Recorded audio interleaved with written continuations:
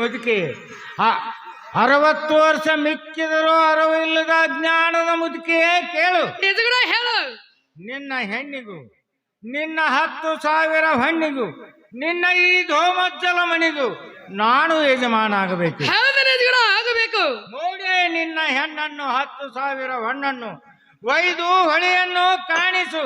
ನಿನ್ನಿಂದ ಲೋಕ ಆಗುವ ಪ್ರಳಯವಾದರೂ ಕೋಟಿ ವಂಶದಿಂದ ಕಡಿಮೆ ಆಗುವುದು. ನಿಜಗುಣ, ಏನು ಮಾತಾಡುತ್ತಿರುವೆ? ನಮ್ಮಿಂದ ಲೋಕಕ್ಕಾಗುವ ಪ್ರಳಯವಾದರೂ ಏನು?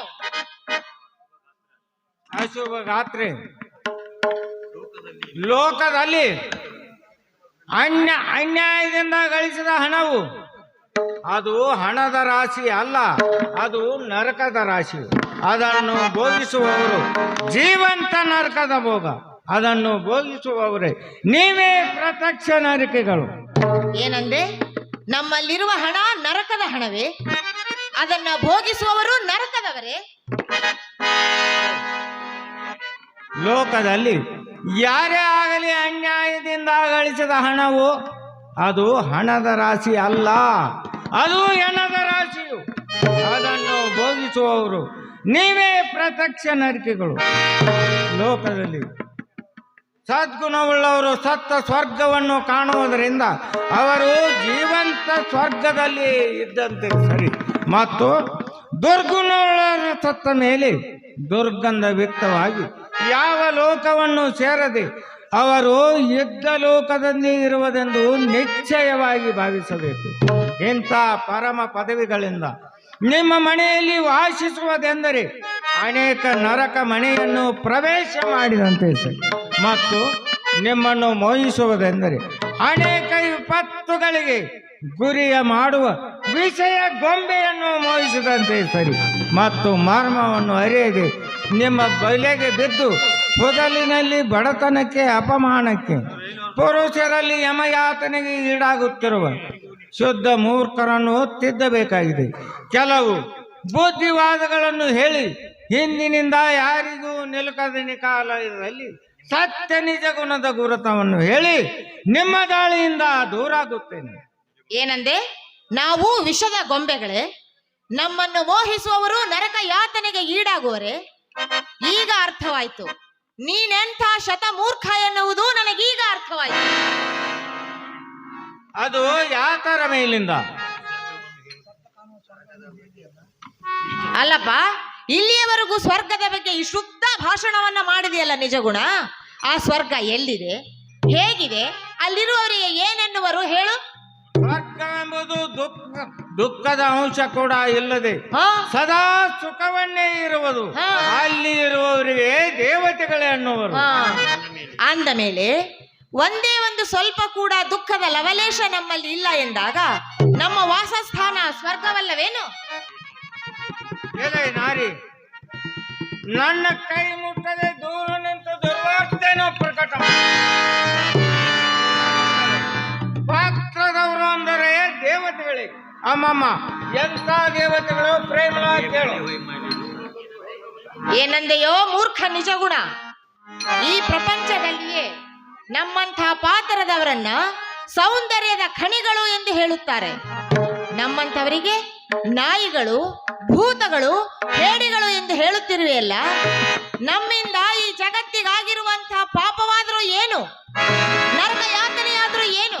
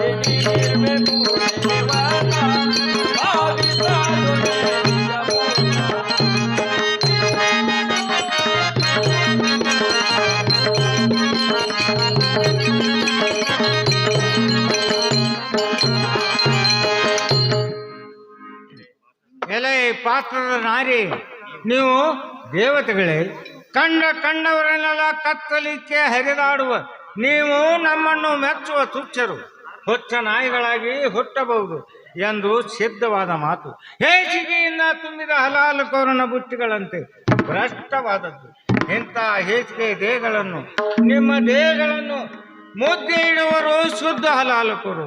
ನೀವು ಮಾಡುತ್ತಿರುವ ಪಾಪಗಳನ್ನು ಮನಸ್ಸಿನಲ್ಲಿ ತಂದರೆ ಮೈಗೂದಲುಗಳು ನೆಟ್ಟಗಾಗುತ್ತವೆ. ನೆಟ್ಟಗೆ ಹೇ ಮೂರ್ಖ ನಿಜಗುಣ, ನಮ್ಮನ್ನು ತುಚ್ಛವಾಗಿ ಮಾತನಾಡುವುದು ಹೆಚ್ಚಾಯಿತು.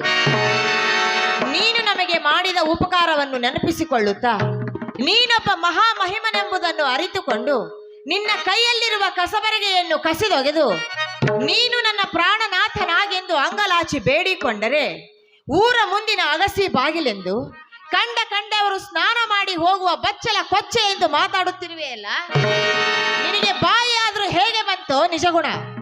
ಪ್ರತಿಯೊಂದು ವಸ್ತುವಿನಲ್ಲಿ ಕೂಡ ಕೆಟ್ಟದ್ದನ್ನ ಕೊಳಕನ್ನೇ ಕಂಡು ಹಿಡಿಯುವವನ ಕೈಯಲ್ಲಿ ರತ್ನದ ಹರಳನ್ನು ಕೊಟ್ಟರೆ ಅದನ್ನ ತಿರುಗಿಸಿ ನೋಡಿ ಅದನ್ನ ಬೆಳಚು ಕಲ್ಲೆಂದು ಬೇಲಿಯ ಮೇಲೆ ಬಿಸಾಕುವವನಂತಾಯಿತು ನಿನ್ನ ಬಾಳು. ನಿಮ್ಮ ಪಾಪಗಳನ್ನು ನಿರ್ಮಲವಾದ ನಾಲಿಗೆಗಳಿಂದ ನುಡಿಯಲಿಕ್ಕೆ ಸಂಶಯ ಆಗುತ್ತದೆ. ಇಂದು ತಂದೆಯನಾಗಲಿ, ನಾಳೆ ಮಗನಾಗಲಿ, ತಮ್ಮನಾಗಲಿ, ಹಾರುವನಾಗಲಿ, ಊರುವನಾಗಲಿ, ಕುರುಬನಾಗಲಿ, ಮುದುಕನಾಗಲಿ, ಮಿಂಡನಾಗಲಿ, ದಡ್ಡನಾಗಲಿ, ಯಾರೇ ಹಾಯಲಿಕ್ಕೆ ತೆರೆದಿರುವ ಅಗಸಿ ಬಾಗಲಗಳಾದ ನಿಮ್ಮ ಇಷ್ಟೆಯನ್ನು ಉಚ್ಚರಿಸಲಿಕ್ಕೆ ಸಾಲುವುದು. ಯಾವ ನಾಯಿಗಳೆಲ್ಲ ಕಾಲೆತ್ತಿ ಉಚ್ಚಿ ಒಯ್ದು ಹೋಗುವ ಊರ ಮುಂದಿನ ಬೋರ್ವೆಲ್ಲಂತೆ ಕಂಡವರೆಲ್ಲ ಹೊಯ್ದು ಹೋಗುವ ಬೋರ್ವೆಲ್ಲಗಳಾದ ನಿಮ್ಮನ್ನು ಬಯಸುವವರು ಮನೆ ಹುಡುಗುವ ಕಸಬರಿಗೆ ಅಲ್ಲ, ಮಾಡಬಿಟ್ಟ ಪಾಯ್ಕಾನೆ ಹುಡುಗುವ ಕಸಬರಿಗೆ ಎಂದು ನಾನು ಸಾರಿ ಸಾರಿ ಹೇಳುತ್ತೇನೆ. ವಿಚಾರ ಯಾವ ವಿಚಾರ ಮಾಡುವುದು? ನೀನು ಹೇಳುತ್ತಿರುವ ಅವಿಚಾರದ ಮಾತುಗಳನ್ನು ಕೇಳಿ ಸಭೆಯಲ್ಲಿ ಕುಳಿತುಕೊಂಡಿರುವಂತ ಯುವಕರು ಕೂಡ ನಮಗೆ ಎರುವಾದಾರು. ಕೇಳು ನಿಜಗುಣ, ಕೇಳು.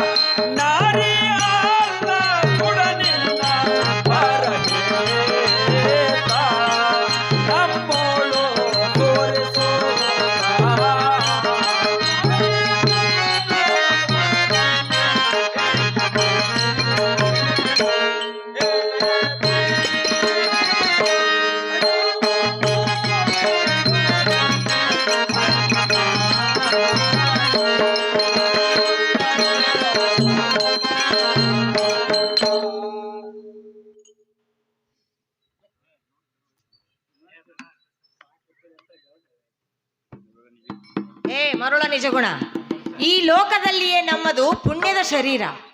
ನಮ್ಮಂತಹ ಪುಣ್ಯದ ಶರೀರದವರಿಗೆ ಪಾಪಿಷ್ಟರೆಂದು ಹೇಳುತ್ತಿರುವುದಿಲ್ಲ. ನಿನ್ನ ಪಾಂಡಿತ್ಯ ಸುಟ್ಟು ಹೋಯಿತು. ನೋಡು ನಿಜಗುಣ, ಇಂದು ತಂದೆ ಬರುವನು, ನಾಳೆ ಮಗ, ಇಂದು ಅಣ್ಣ ಬರುವನು, ನಾಳೆ ತಮ್ಮ ಬರುವನು, ಇಂದು ಬಲ್ಲಿದ ಬರುವನು, ನಾಳೆ ಬಲ್ಲಲಾರದವನು ಬರುವನು. ಅವರೆಲ್ಲರೂ ನಮ್ಮ ಬಳಿ ಬಂದು ತಮ್ಮ ಇಚ್ಛೆಯನ್ನು ತೀರಿಸಿಕೊಂಡು ಹೋದರೆ ನಾವು ಪಾಪಿಷ್ಠರಾದೆವೆ. ಯಾರೋ ಮಾಡಿಟ್ಟ ಅನ್ನ ಛತ್ರದಲ್ಲಿ ಇಂದು ಅಣ್ಣ ಉಣ್ಣುವನು, ನಾಳೆ ತಮ್ಮ ಉಣ್ಣುವನು, ಇಂದು ತಂದೆ ಉಣ್ಣುವನು, ನಾಳೆ ಮಗ ಉಣ್ಣುವನು, ಇಂದು ಕುರುಡ ಉಣ್ಣುವನು, ನಾಳೆ ಕುಲಗೇಡಿ ಉಣ್ಣುವರು ಅಂದಾಗ ಇದು ಪಾಪದ ಕೆಲಸವೇ? ನಾವು ನಮ್ಮ ಮೈಸುಖವನ್ನ ಕೊಟ್ಟರೆ ನಾವು ಪಾಪಿಷ್ಠರಾದಿವೆ.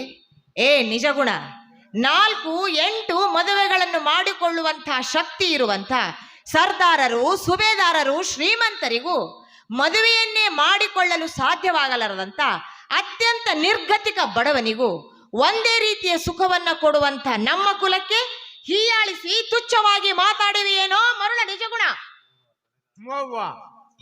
ವ್ವ ಬಲಿಗಾರ್ತೀರಿ.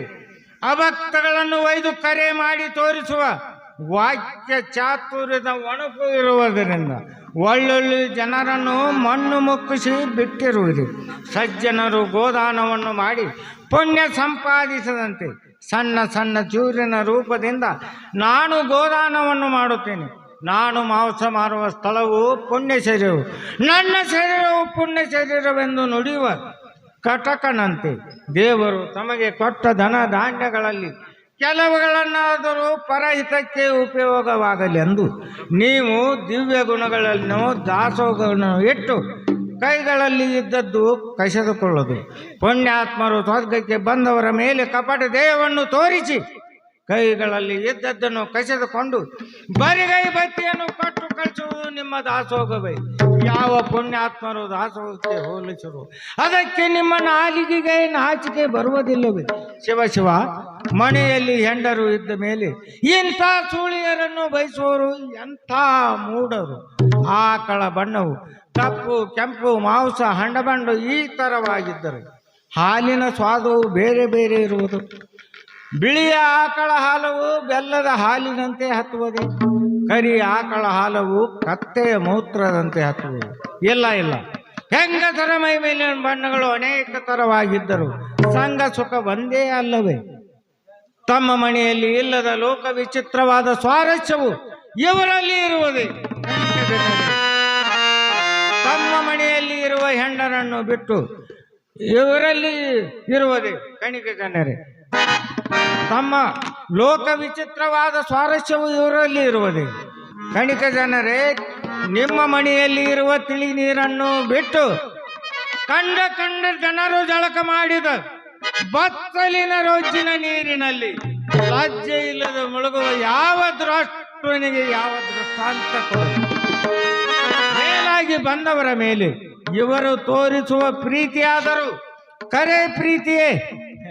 ಕೂಲಿಯವನು ತನ್ನ ಕೂಲಿಯ ಪುರದೈಕ ಹೇಗೆ ಒಂದು ದಿನದ ಹೊತ್ತನ್ನು ನೋಡುತ್ತಿರುವನು, ಇವರಾದರೂ ತಮಗೆ ಹಣವು ದೊರಕಿದ ಕೂಡಲೇ ಯಾವಾಗ ಬೆಳಗಾದೀತು, ಇದು ಯಾವಾಗ ಎದ್ದು ಹೋದೀತು ಅನ್ನುವ ಸೂಳಿಯರು. ಇವರು ಹುಚ್ಚದ್ದು ಪ್ರೀತಿ ಮಾಡುವುದು ನಗೆಗೇಳಲ್ಲವೇ? ಸಾಕು ಮಾಡು ನಿಜಗುಣ. ನಮ್ಮ ಕುಲವನ್ನ ತುಚ್ಛೀಕರಿಸಿ ಮಾತನಾಡುವ ಈ ನಿನ್ನ ಕುಚೇಷ್ಟೆಯನ್ನ ಮೊದಲು ಸಾಕು ಮಾಡು.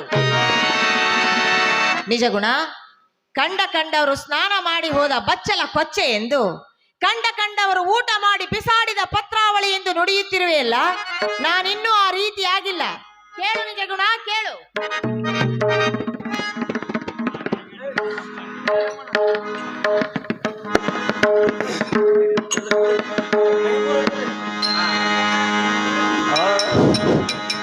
ನಾನಿರ್ಬೇಕು ನನ್ನ ಸಂಬಂಧಿ ಯಾರು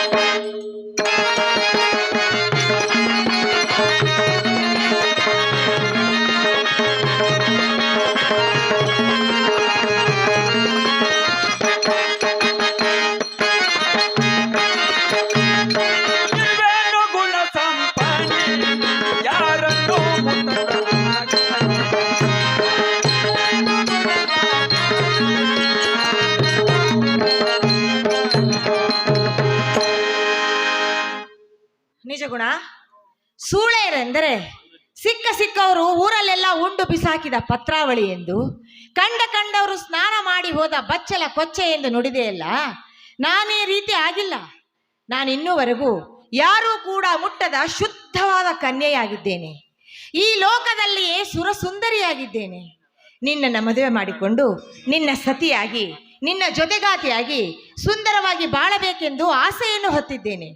ಆದ್ದರಿಂದ ನನ್ನ ಕೊರಳಿಗೆ ಹಾರವನ್ನು ಹಾಕಿ ಗಾಂಧರ್ವ ವಿವಾಹ ಮಾಡಿಕೊಳ್ಳೆಂದು ಪ್ರಾರ್ಥನೆ ಮಾಡಿಕೊಳ್ಳುತ್ತೇನೆ.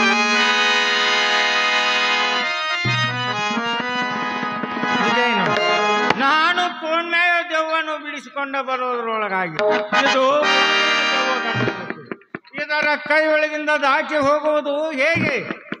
ಗುರು ಮಹಾರಾಜನು ಇವರ ಸೇವೆಯನ್ನು ಮಾಡುತ್ತಾ ಇವರ ಹತ್ತಿರ ಇರಲಿಕ್ಕೆ ಆಜ್ಞಾಪಿಸಿದವನು. ನನ್ನ ಆಟವು ಸಾಗುವುದಿಲ್ಲ, ಇದರ ಕಾಟವು ತಪ್ಪುವುದಿಲ್ಲ. ಬಲೆ ಗುರು ಸಮರ್ಥ. ನನ್ನ ಮನಸ್ಸಿನ ಕೊನೆಯ ಪರೀಕ್ಷೆಯನ್ನು ತೆಗೆದುಕೊಳ್ಳುವ ಉದ್ದೇಶ ಇರುವುದು. ತ್ರಾಯಿ ಗುರುವರ. ಮೋಹನಾಂಗ, ತಾಯಿಯನ್ನ ಬೇಡಿರಿ ಮೋಹನಾಂಗ. ನಿನ್ನಿಂದ ನನಗೆ ಸ್ವರ್ಗ ಸುಖವೂ ಬೇಕಾಗಿದೆ. ನೋಡು, ನನ್ನ ತಾಯಿ ಹೇಗಿರುವಳೆಂಬುದು ನಿನಗೆ ಗೊತ್ತೇ ಇದೆ. ಅಂಗೈಯಲ್ಲಿರುವ ಗಿಳಿಯನ್ನ ಬಿಟ್ಟು ಗಿಡದ ಮೇಲಿರುವಂತಹ ಗಿಡಗನನ್ನ ಮೋಹಿಸಲಿಕ್ಕೆ ನಾನೇನು ಹುಚ್ಚಿ ಅಲ್ಲ. ಪ್ರೀತಿಯಿಂದ ಒಂದೆರಡು ಶಬ್ದಗಳನ್ನು ಮಾತನಾಡು.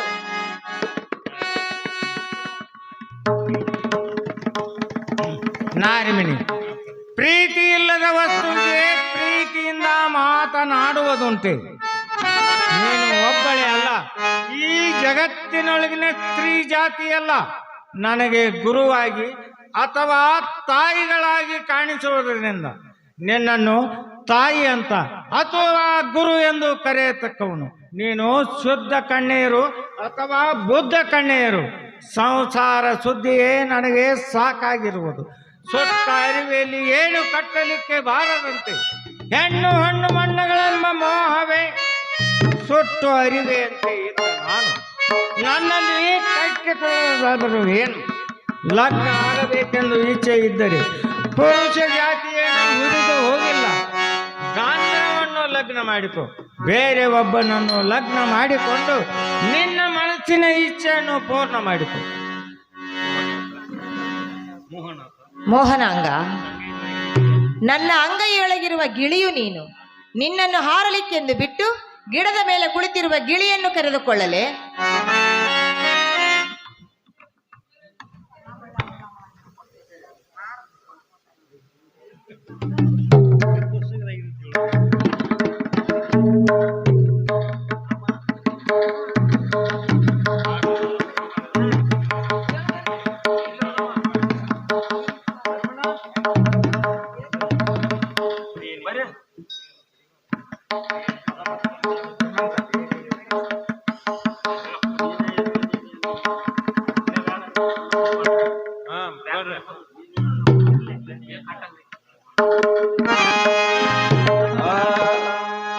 ನೀನೆಯನ್ನ ಮೋಹನ ನಿನಗೆ ಅರ್ಪಿಸುವ ಹೇಮನ.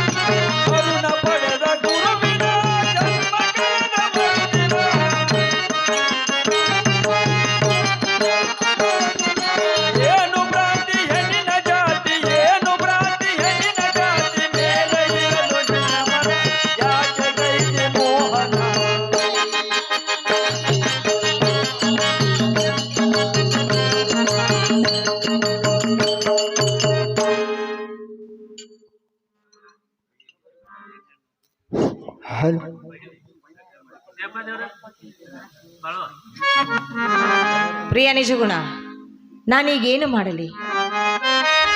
ಈ ಗುರುಗಳ ಮುಂದೆ ನನ್ನ ಯಾವ ಆಟ ಕೂಡ ನಡೆಯಲಾರದು. ವಿಶ್ವಾಮಿತ್ರ ಮುಂತಾದ ದೊಡ್ಡ ದೊಡ್ಡ ಋಷಿಗಳನ್ನೇ ವಶಪಡಿಸಿಕೊಂಡ ನಮ್ಮಂಥವರಿಗೆ ಎಕ್ಕಶ್ಚಿತ್ ಒಬ್ಬ ಸಾಧುವನ್ನ ವಶಪಡಿಸಿಕೊಳ್ಳಲು ಸಾಧ್ಯವಾಗುತ್ತಲೇ ಇಲ್ಲ. ನಾನೀಗೇನು ಮಾಡಲಿ? ನಮ್ಮ ಪಾತ್ರದವರ ಕುಲಕ್ಕೆ ಈ ವಿಷಯ ದೊಡ್ಡ ಅಪಮಾನ. ಪಾತ್ರದವರ ಮುಂದೆ ನನಗೆ ಕೂಡ ಅಪಮಾನ. ಈ ಸಾಧುವನ್ನ ನಾನು ವಶಪಡಿಸಿಕೊಳ್ಳದಿದ್ದರೆ ನಾನು ಪಾತ್ರದವಳಲ್ಲ, ಪಾತ್ರಗಿತ್ತಿ ಹುಳವೆಂದು ತಿಳಿಯೆಂದು ನಾನು ಮಾಡಿದ ಪ್ರತಿಜ್ಞೆ ಮಣ್ಣಲ್ಲಿ ಮಣ್ಣಾಗಿ ಹೋಯಿತು. ನಾನು ಏನು ಮಾಡಲಿ ಅಮ್ಮ? ನಾನೇನು ಮಾಡಲಿ?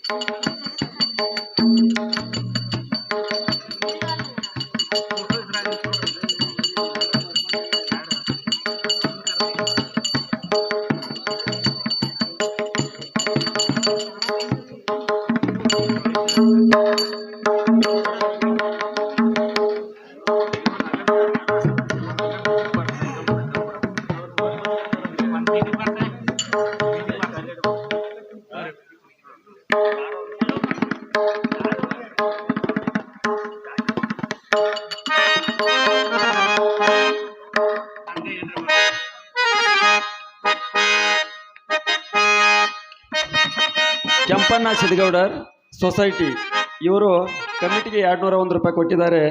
ಅವರಿಗೆ ತುಂಬ ಅವೇರ್ ಆಗಿರ್ತೇವೆ.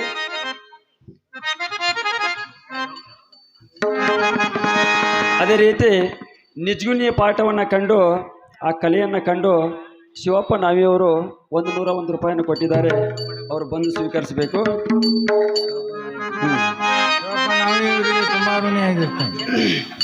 ಅದರಂತೆ ನಮ್ಮ ಗುಟ್ಗುದ್ದಿಯ ಬೀಸುನ ಪಾಠಕ್ಕೆ 101 ರೂಪಾಯಿಯನ್ನು ಕೊಟ್ಟಿದ್ದಾರೆ ಶಿವಪ್ಪ ನಾವಿಯವರು. ಅವರು ಕೂಡ ಬಂದು ಈ ಆಯರೆಯನ್ನು ಸ್ವೀಕರಿಸಬೇಕು.